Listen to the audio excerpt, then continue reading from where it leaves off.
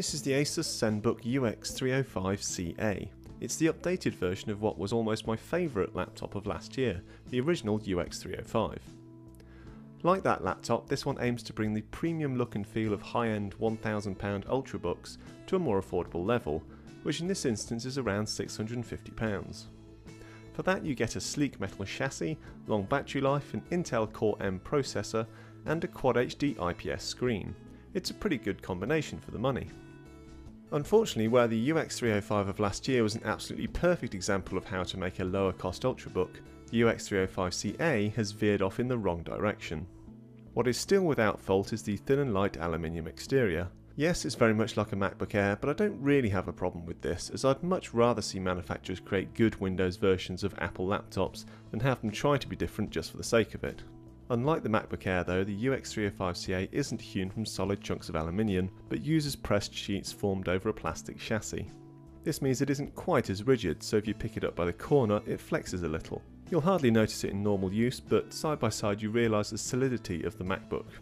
Thankfully, the UX305CA doesn't wobble around or flex when you're typing. Another thing I really like about the design of this laptop is the way the whole of the bottom is one unbroken sheet of metal. It just looks so much tidier than machines that have holes for air intakes or exhausts. Instead, all the cooling is done through a grille that sits in front of the lid hinge, again just like on the MacBook Air. Taking a closer look at that new Quad HD screen, first impressions are pretty good. It can go nice and bright, viewing angles are good, and there's plenty of saturation to colours. Plus, of course, you're getting a whopping 3200 by 1800 pixels, which potentially opens up a wealth of opportunities for using this as a serious work machine. Unfortunately, there are three problems. One is that Windows still isn't that great at handling really high resolutions. Obviously at native resolution everything looks really small, and if you use the Windows scaling tools there are still quite a few instances where apps or little bits of apps don't look right.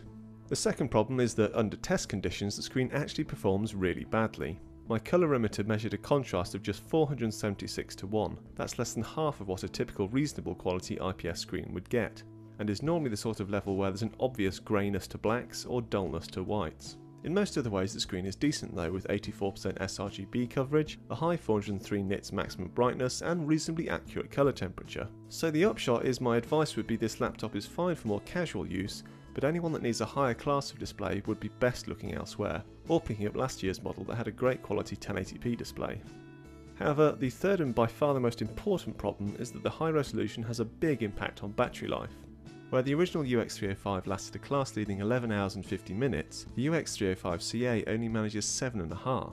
Now that's still about manageable if you're looking for a laptop that will last a working day, but when there are so many ultrabooks that can do better, it seriously dents this laptop's appeal. All the more so because the whole point of this laptop is that its main compromise is using an Intel Core M processor, which uses far less power but is noticeably slower than a typical Core i5 or i7 processor that you'd find in a normal ultrabook. So if this laptop can't even offer the awesome battery life you'd expect from using a Core M, it's starting to not make much sense. At least the Core M in this machine is of the latest Intel Skylake variety, which is quite a bit faster than the one in the original UX305. This means this laptop is absolutely fine for day-to-day browsing, video watching, checking emails, all that sort of stuff. It's just that when demand starts rising, it'll start to choke considerably sooner than a Core i processor. Elsewhere, this laptop mostly gets it right. You've got an adequate 128GB SSD and 4GB of RAM. The keyboard doesn't have backlighting, but it's otherwise excellent with a great layout and nice key action. The speakers are also surprisingly powerful. There's no bass of course, but audio is clear and stays distortion free at high volumes. The trackpad is also okay, with a nice one-click surface and reasonably accurate tracking. However, the click action is a bit stiff and indistinct, and I found the metal surface didn't allow my fingers to glide across it very easily.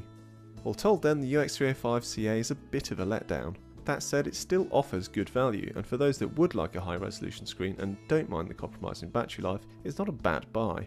However, I think for most people sticking with the better quality 1080p screen from last year's model would have been a far better move by Asus. Plus it really is disappointing that the company hasn't fixed the slightly iffy trackpad.